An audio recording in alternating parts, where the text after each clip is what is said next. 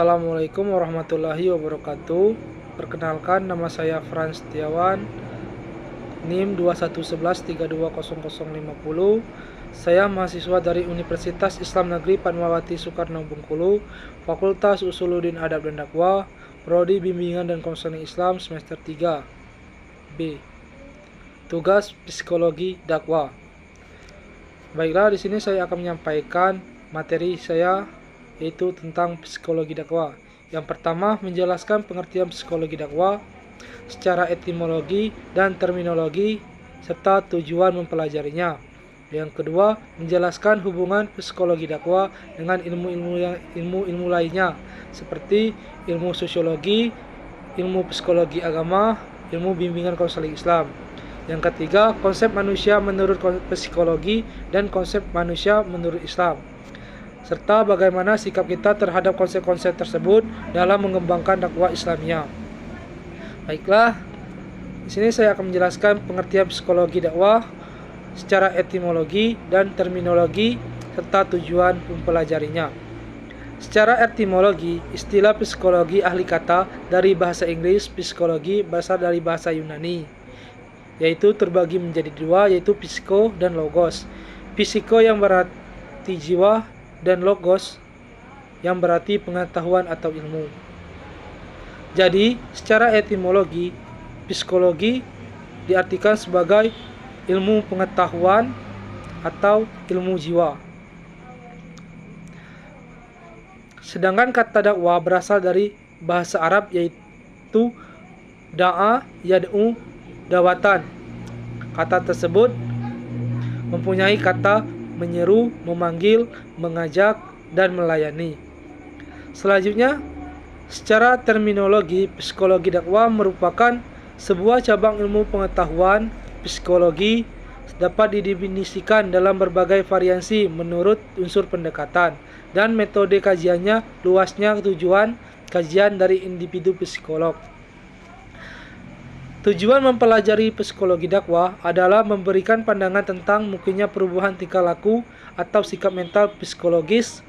Sasaran dakwah ialah membantu dan memberikan pandangan kepada para dai tentang tingkah laku para mad'u dan hal-hal yang mempengaruhi tingkah laku tersebut yang berkaitan dengan aspek kejiwaan atau psikis, sehingga mempermudah para dai untuk mengajak mereka kepada apa yang dihendaki oleh ajaran Islam. Yang kedua, menjelaskan hubungan psikologi dakwah dengan ilmu-ilmu lainnya. Yang pertama, ilmu sosiologi. Hubungan sosiologi, ilmu sosiologi dan psikologi dakwah sebagian perangkat atau alat bantu untuk terencananya suatu program dan lebih terarahnya aktivitas dakwah yang efektif dan tercapainya tujuan dan dakwah tersebut menemukan urgensinya.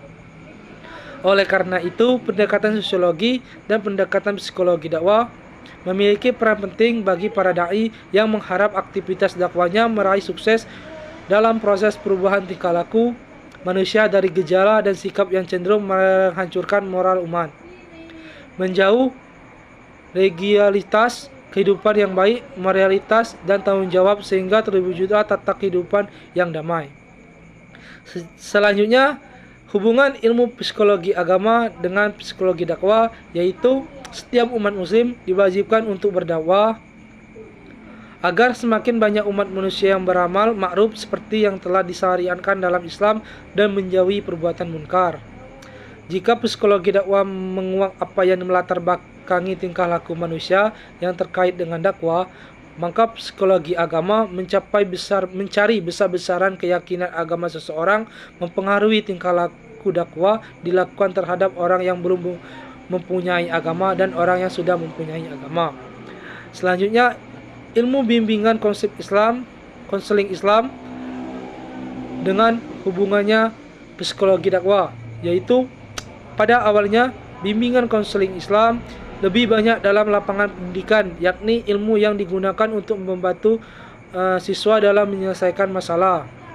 Dalam dunia dakwah, bimbingan konseling Islam merupakan ilmu bantu dakwah. Ia bisa berdiri sendiri di deretan ilmu dakwah. yakni ilmu yang berbicarakan bagaimana dakwah di kalangan mad'u yang bermasalah, dan juga ilmu bimbingan konseling Islam diperlukan dalam dakwah untuk kepada orang-orang mad'u yang sedang mengalami problem kejiwaan, yakni membantu mereka agar dapat kembali menemukan dirinya dan dengan potensi dari hubungan ilmu keduanya, getaran imannya dapat mengatasi kesulitan yang terjadi. Selanjutnya yang ketiga, konsep manusia menurut psikologi dan konsep manusia menurut Islam, serta bagaimana sikap kita terhadap konsep-konsep tersebut dalam mengembangkan dakwah Islamiyah. Baiklah, di sini saya akan menjelaskan konsep manusia menurut psikologi. Manusia sejak semula ada dalam suatu kebersamaan.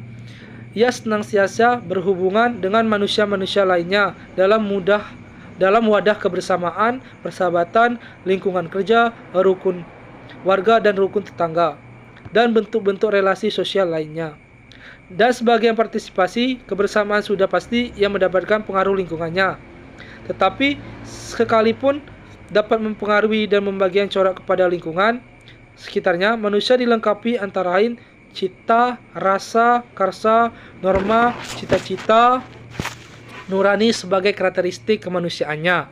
Kepadanya diturunkannya pula agama agar selain ada relasi dengan sesamanya, juga ada hubungannya dengan Sang Pencipta. Konsep manusia menurut Islam, dalam Al-Quran ada beberapa kata untuk merujuk kepada arti manusia, yaitu insan, basyar, dan bani Adam. Kata basyar terambil dari akar yang pada mulanya berarti penampilan suatu yang baik dan indah. Dari akar kata yang sama lahirlah kata basyaro yang berarti kulit. Manusia disebut basyar karena kulitnya tampak jelas dan berbeda jauh dengan kulit hewan yang lainnya. Al-Quran menggunakan kata ini sejak lama, yaitu sebanyak 36 kali dalam bentuk tunggal dan sesuai dengan bentuk mutsana atau dual untuk menunjukkan manusia dari sudut lahirnya serta persamaannya dengan manusia seluruhnya. Karena Nabi Muhammad SAW diperintahkan untuk menyampaikan seperti yang terungkap pada Al-Quran. Disebut dalam Quran surat Al-Kahfi surat 18 ayat 110. Selanjutnya, sikap kita dalam mengembangkan dakwah Islamiyah yaitu sangat baik. Kita sebagai salah satu makhluk ciptaan Tuhan, di antaranya harus berhubungan langsung dengan manusia dengan Sang Penciptanya atau Mahlum minallah, dengan kewajiban beribadah kepadanya. Namun jika kita mempunyai kelebihan untuk menjadi seorang dai atau pendakwah, kita bisa memberikan pandangan kepada para mad'u tentang ajaran Islam yang berpedoman kepada Al-Quran dan Al-Hadis. Dan juga berdakwah Islamiyah adalah mewujudkan kebahagiaan dan kesejahteraan hidup di dunia dan di akhirat yang diridhoi oleh Allah Subhanahu wa taala. Juga membantu kejiwaan kita menjadi lebih baik dan tentram dengan mendengarkan para dai dan menyampaikan nilai-nilai kebaikan sejahteraan bagi para mad'u yang diridhoi Allah Subhanahu wa taala. Mungkin itu saja yang dapat saya sampaikan, materi yang dapat saya sampaikan.